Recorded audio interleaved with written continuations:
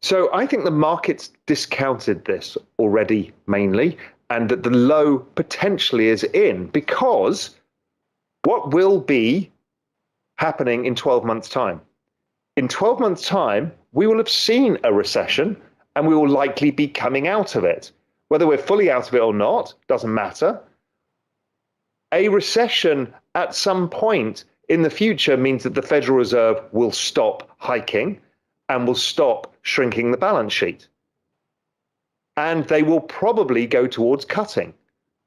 In the future, in 12 months' time, the probability of inflation being, at 8% is extremely low because of the year-on-year computational differences and the fact that oil, copper, freight rates, everything has come down massively. So I'm thinking that there is a probability that inflation goes negative within 18 months. So if we look out 12 months, the recession is behind us, rates are lower, and inflation is low. Okay, so that is a very good outcome for risk assets and crypto.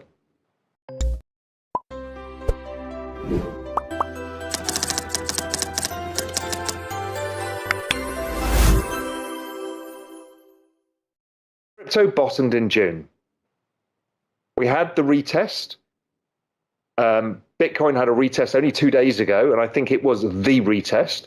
So my DMARC indicators, which I use mainly for my technical analysis, gave me that signal. ETH had a much stronger signal in June, and I started finding as much money as I could under the sofa anywhere to start investing, adding to my positions. I never sold anything.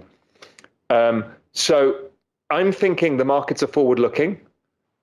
I think the sentiment is extremely bearish, and we're going into a potential change in the macro. Does it happen this month, next month? Don't really care.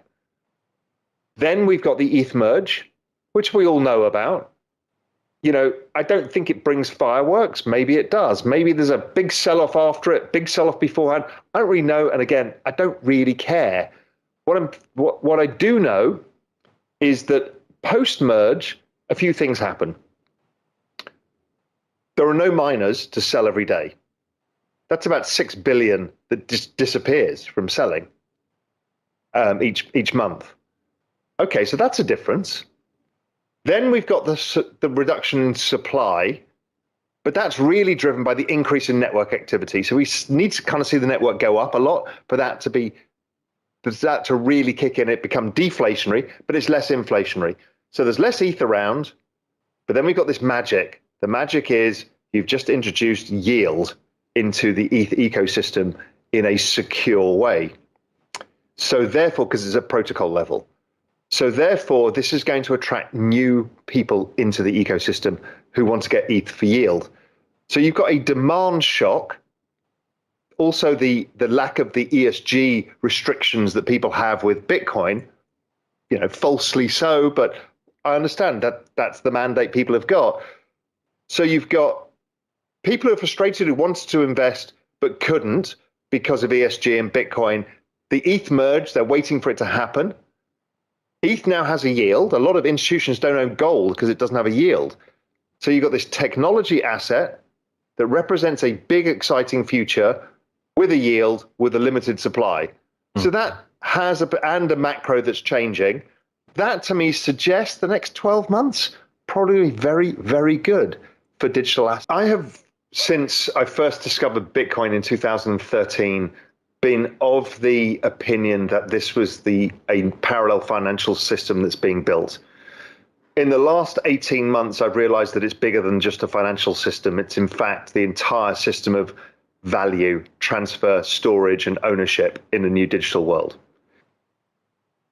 It is probably one of the biggest things I've ever heard of or seen, and it is an incredibly exciting moment in time to be part of it.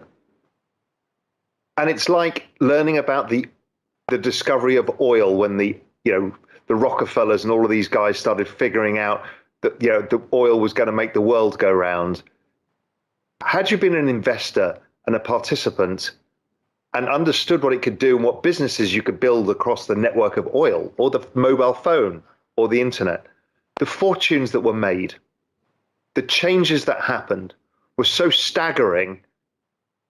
And this is happening faster.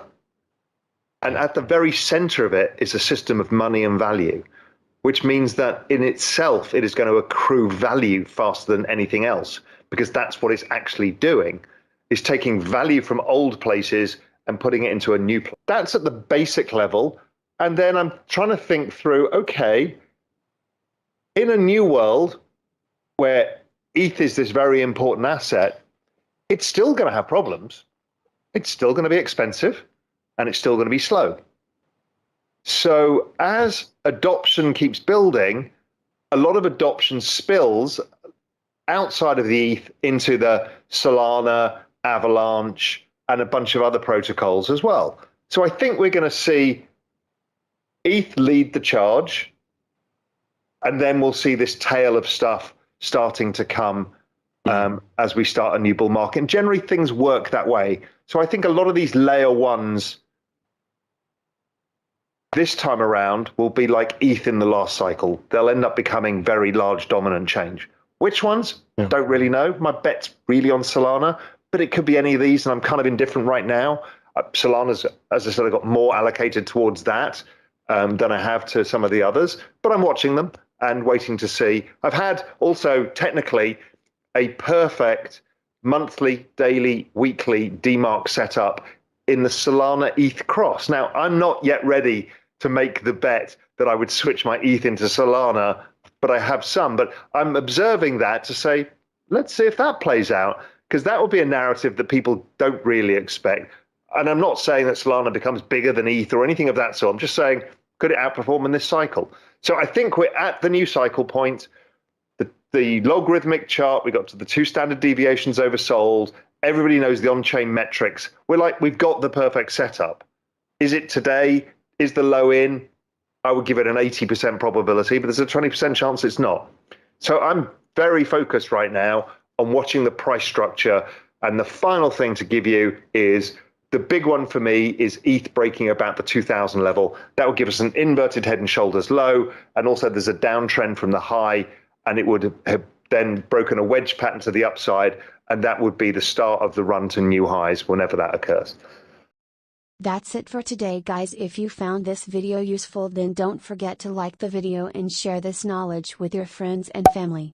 And don't forget to check out the full video, link is in the description. Thank you.